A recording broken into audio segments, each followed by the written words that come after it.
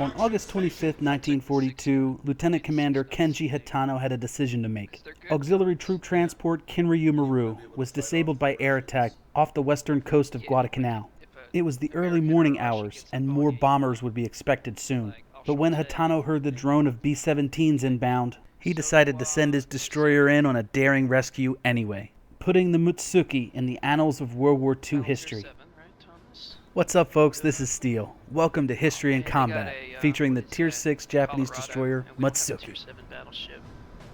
But it's cool though because we got a Tier 7 Pensacola. If I get in, I'll make sure that they don't have a Tier 7 Colorado anymore. Ooh, tough talk. Now, I don't usually talk that tough, but sometimes with Japanese destroyers and the stealth mechanic, you do feel invincible because you're just not seen. The game for you comes down to whether or not you can stay that way. Now, for those of you out there that have a little bit of that gambling blood, let's place a little gentleman's wager. Do you think I'll sink that Colorado? Oh, you don't shoot those guns at all. They're single gun too. You only have 2 guns. The Tier 4 Isokaze has better guns than that.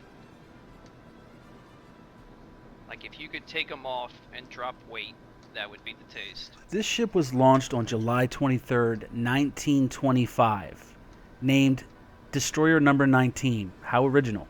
But the sailors didn't necessarily like that name designation, so I have a feeling that they whined a little bit on the forums and they got the name changed. Oh shit. Dives. Coming straight forsies. Oh shit. There's a farragut. There were 12 ships in this particular class of destroyer. So, Destroyer 19, being the first ship of its class, was named after the first month of the Japanese traditional calendar year, Mutsuki, the month of affection. If you've done any research on the Mutsuki on the World of Warships forums, though, you'll find out pretty soon that the World of Warships player base does not share that affection with this ship. In just the month of July 2015, I found 3 separate posts that did not express kind words for the Mutsuki. The titles for those threads: Mutsuki, let down. Mutsuki, are you kidding me? Mutsuki is broken, needs attention. Why all the hate, people? What is it about this ship that people don't like? The answer is one word: Minakaze. The Minakaze is the reason why people don't like the Mutsuki. So let's dig into why. Put simply, the Minakaze is an awesome ship. The torpedo reload is amazing, the stealth is amazing. The Mutsuki, on the other hand, 1 tier higher, but it's slower, it turns slower, the torps reload slower, everything about the ship is slower. But in history and in real life, the Mutsuki was a clear upgrade over the Minakaze. And the answers can be found in doctrine and the torpedoes the Mutsuki used. I've mentioned the Washington Naval Treaty several times, it feels like, in the History and Combat series, and rightfully so. That treaty was hugely important to the nations involved. Farragut's gone. Hatsuharu is retreating. There's an opening here. If I can catch Planes them, make that opening tough. Yeah, if I can get to these battleships. If I can break into the match just for a second, everyone who plays Japanese destroyers know what a pain aircraft are, especially when they're fighting overhead. And here I certainly recognize a window. A window that as a Japanese destroyer player, I have to be ready for. I have to take this chance. And there she is, the Colorado, the only Tier 7 battleship in the game. You want me to go for Colorado? And the best opportunity I have to make an impact on this game. I have to go for this. I have to land some torpedo hits. Fighting something else right now.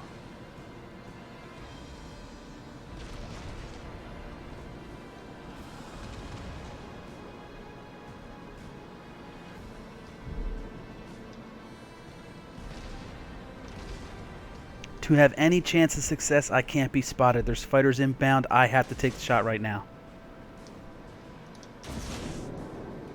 Drop looks good. Now, escape again.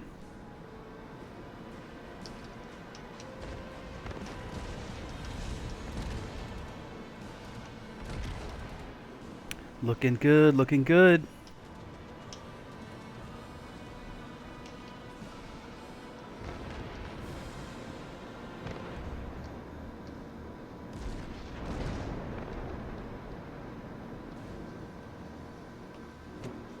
Looking real good. Oh, good torps on Colorado. He's gonna eat some.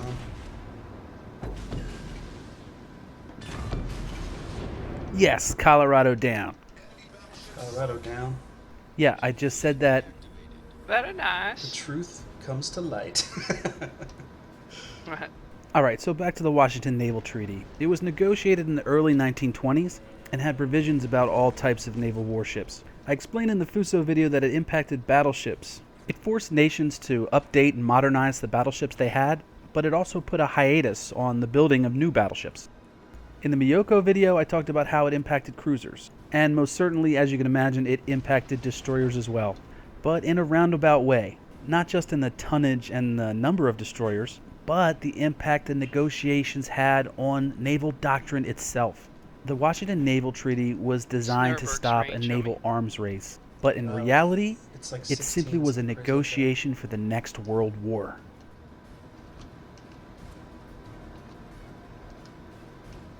A faction of ultra-nationalists in the Japanese political system foresaw and indeed relished the opportunity for the Japanese to fight a war against the United States for control of the Pacific. Their planners determined that in order to be successful against the United States, the Japanese needed to maintain a 75% deficiency in capital ships. But hey, wait a minute, how are they supposed to be successful and win with a deficiency in capital ships? Well, if you think about it, the United States has two fleets, the Pacific and the Atlantic. And if the Japanese were to fight each of those fleets separately, they'd maintain a 3-2 advantage. The negotiations, however, did not end that way, and the Japanese, in a controversial decision, had to settle for a 3-5 disadvantage, which is 60%. And the rationale behind this settlement? Well, if they didn't get the treaty passed, the United States would be free to build as many capital ships as they wanted, and with the production that the United States had versus the Japanese, they just could not let that happen. So Japanese planners had to get tricky to bend the odds more into their favor. Japanese naval strategists already knew that they wanted to engage the United States in decisive battles, so they prepared to bait and set a trap for the United States Pacific Fleet, using the Philippines, a protectorate of the United States, as the cheese. So here's how the plan would go. The Japanese would attack the Philippines, the United States would be forced to sortie its Pacific Fleet and cross the entire Pacific under constant threat and attack of Japanese submarine-launched and shipborne launched torpedoes, so that when they finally arrived, they were already beat up and banged up, and the Japanese fleet would defeat them. Are you getting battleships here? Yeah, it's like a Congo in Colorado. Damn, dude, nice. What this required was torpedoes that were designed to be warship killers. This was a major departure, because virtually all torpedoes designed at that point the world over were deemed adequate for merchant vessels, not capital ships. And this is where the difference between the Minakaze and the Mutsuki comes to light. As you may already know, the Minakaze has 3 twin launchers of 21-inch torpedoes, the standard torpedo. If you look at the modules in game, they call it the Type 92 torpedo. But I think that was kind of a mistake on Wargaming's part, because the Type 92 was an electric torpedo designed for submarines. Feed me! What the Minakaze actually deployed was the 6th-year Type torpedo. Now, compare that to the Mutsuki, 2 triple launchers of 24-inch torpedoes. The triple launchers were a major upgrade. Maybe not in game, but in real life they were. This guy's got his torp bombers trying to search for me, I think. Now he's got his airplanes out. There's fighters. And here's why. The triple launchers allowed for more deck space. More deck space means more room for more torpedoes. The Mutsuki could launch a set of 6 torpedoes, disengage, reload at sea, and then come back and drop 6 more. The Minakaze could not do this. New York didn't even have his turrets turned to me, so I'm just gonna give him broadsy. Oh my god, Tom. HE with 8-inch gun, 5,800?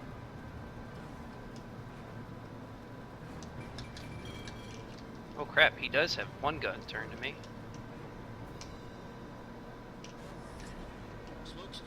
Oh ho, you got an over. Or, you did not do what you wanted, is what I'm trying to say. Like I said before, the Mutsuki could also carry 24-inch torpedoes. Historically, this was the 8th year type torpedo, and later on the famous Type 93, the Long Lance. So let's do a little comparison between the 6th year and the 8th year types, the 21-inch and the 24-inch, and then you can go back and look in game and see how that meshes. In real life, all these torpedoes had different settings for yardage and speed in knots. Oh, come on. Yes. Short range fast, medium speed, medium distance, long range slow. The 6th year type could go about 7,600 yards at 36 knots. The second modification could go about 1,100 yards at 32 knots. Now let's talk about the 8th year type, the type carried by the Mutsuki. That torpedo's shortest setting was about 1,100 yards, but at 38 knots, a clear upgrade. The biggest difference between the two types, though, was the size of the warhead. The 6th year type, the standard merchant torpedo, had about a 441-pound charge. The Mutsuki's torpedo, the 8th year type, had a 761-pound charge. That's almost twice the punch. There's some of you out there probably saying to yourself, well, Steele's wrong, man. The Type 92 must have been used by the Minakaze, and that's gotta be better. I got you guys covered too. The Type 92 had a 660-pound warhead, still less than the Mutsuki's, but it could only go 30 knots. I'm just messing with you guys, though. If anyone finds anything about these torpedoes that refutes anything I'm saying, please feel free to comment. I'm not trying to stir up any controversy here, or bring up the Minakaze and the N-word. N-word meaning Nerf. Bad to the bone. Bye. He wants me, dude. All I'm saying is Wargaming has some play here that would maintain some historical accuracy as well. He wants you dead.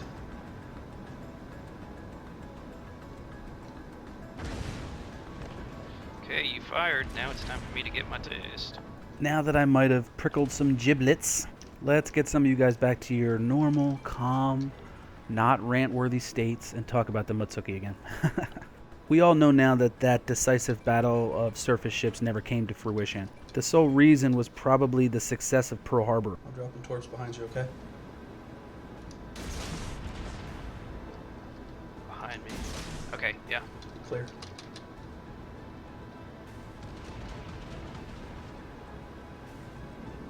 Oh, it's a race for taste. Yeah, he wants me so dead, dude.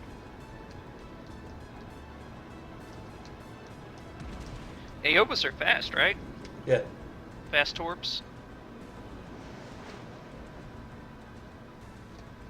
Man, this guy's got all the torps in the world heading towards him. I think you got him, though. Oh my god. It's a race for taste. Nice Yeah, job. it is. Nice drop. Well, the United States was forced to use carriers in their counterattack across the Pacific, which kind of threw the entire decisive battle plan out the window. Alright. 2 left. New York and a Coney. Joneses! Carriers had long-range recon capabilities, and that severely hampered the ability that surface ships would have to sneak up on them. And that left warship-killing ships like the Mutsuki without a clear mission. We are crushing on the points. Oh, they only have 2 ships left. Hey, wait up from me, dude. I'm out of here. Actually, I'm probably faster than you. Taste. Going 37. Ships like the Mutsuki 37. were relegated to the support role. Speed, no. So in 1942, the Mutsuki herself was involved in the Wake Island assault, which the first one failed on December 11th, but the second one was successful on December 23rd. The Mutsuki actually took a hit from a shore battery on that one. She was involved in the invasions of Rabaul, New Ireland, New Britain, Lae, Salamaua, New Guinea, the Shortland Islands, Bougainville, Admiralty Islands. She was involved in the Coral Sea. She was involved in Operation Mo, the Port Moresby attack that was canceled. But the one thing she's probably most famous for is her involvement in the defense of Guadalcanal. Specifically, the role she took part in the formation of the Tokyo Express, or the Cactus Express, which was a nighttime naval resupply of Guadalcanal, authorized by Admiral Yamamoto and employed by Samurai Rear Admiral Raizo Tanaka. The Japanese actually called it rat transportation, where they would be loading supplies on submarines and destroyers and using the warship's speed and stealth to do supply runs at night to avoid daytime air interception and detection. On a typical night, the Japanese would drive in from Rabaul with about 1,500 steel drums full of supplies loaded on the decks, dump them off the side, and about 300 would be picked up by barges or even canoes. A lot of times they also transported troops, usually about 1,000 at a time on multiple ships. And the best ships that the Japanese decided could carry out this mission were its old destroyers, the Mutsuki class, the Minakaze class. You see, by the time this part of the war came about, all of these destroyers were almost obsolete. They were all slow in various states of seaworthiness. The Mutsuki was worn out from years of constant training. Some of the members of her class were actually converted to enhance their ability to carry more cargo. The operation got into full swing after the first Battle of Savo Island in early August of 1942. A stunning victory for the Japanese in a night naval action, where a combined Allied force of 6 heavy cruisers, 2 light cruisers, and 15 destroyers lost to an inferior Japanese force of 5 heavy cruisers, 2 light cruisers, and 1 destroyer. The Allies lost 3 heavy cruisers in just that engagement. But it didn't end there. There were so many battles in this area due to the Tokyo Express that it's really hard to keep track of it all. Every few days there was literally a brawl. And in just 6 months, over 60 ships from both sides were sunk. It was so bad that troops and sailors called the area Iron Bottom Sound. 8-inch guns on a New York side taste, Tom? The reason why all this occurred at night is because the United States had air superiority not only from carrier planes if they were in the area, but also land-based Air Force planes, including, believe it or not, B-17s. Now we all know that the B-17 could absolutely wreck house against static targets. And because of its phenomenal range, its reconnaissance capability was second to none. In just 1 week, in the beginning of August of 1942, B-17s of the 5th Air Force conducted 56 bombing missions and 22 separate recon sorties. But some rather optimistic pre-war testing of the B-17 in the high-altitude naval bombardment role had convinced some commanders that it was as effective as dive bombing. Alright, that's my last reload. That's my last set. But these favorable tests did not pan out in real life. In 8 months of war, B-17s failed to land any significant hits against naval targets at sea. And the Japanese certainly recognized this pattern, as did Lieutenant Commander Hitano when he decided to continue the rescue of the Kinryu Maru. Don't sink him. But on August 25th at 10:27 a.m., the Mutsuki was hit by up to 3 500-pound bombs, severely damaging her and causing her to sink an hour later, making her the first and only warship to be sunk at sea by a B-17. What was your total damage? Fortunately, most of the Mutsuki's crew and Lieutenant Commander Hitano survived, and while he himself was being rescued, he was quoted as saying, "Even the B-17s could make a hit once in a while." Hey everybody, thanks for watching. Feel free to like or comment, and if you're interested in seeing more content in the future, subscribe. My live stream is currently on Twitch at the URL you can see right there. And if you're interested in even more World of Warships videos, I highly recommend The Taste. The link is down below. Thanks again.